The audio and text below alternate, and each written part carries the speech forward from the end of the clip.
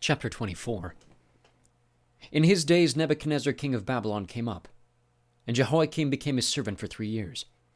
Then he turned and rebelled against him.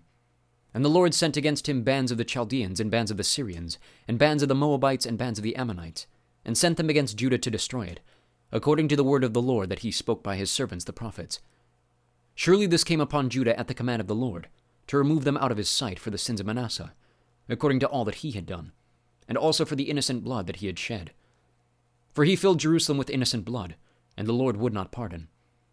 Now the rest of the deeds of Jehoiakim and all that he did, are they not written in the book of the Chronicles of the kings of Judah? So Jehoiakim slept with his fathers, and Jehoiachin his son reigned in his place. And the king of Egypt did not come again out of his land, for the king of Babylon had taken all that belonged to the king of Egypt from the brook of Egypt to the river Euphrates. Jehoiachin was 18 years old when he became king, and he reigned 3 months in Jerusalem. His mother's name was Nehushta, the daughter of Elnathan of Jerusalem. And he did what was evil in the sight of the Lord, according to all that his father had done. At that time the servants of Nebuchadnezzar king of Babylon came up to Jerusalem, and the city was besieged.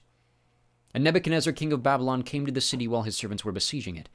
And Jehoiachin the son of Judah gave himself up to the king of Babylon, himself and his mother and his servants, and his officials and his palace officials.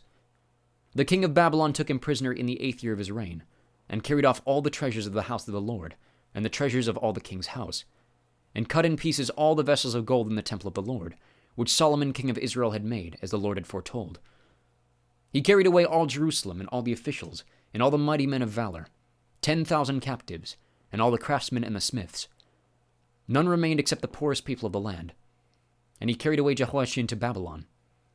The king's mother, the king's wives, his officials, and the chief men of the land he took into captivity, from Jerusalem to Babylon. And the king of Babylon brought captive to Babylon all the men of valor, 7,000, and the craftsmen and the metalworkers, 1,000, all of them strong and fit for war.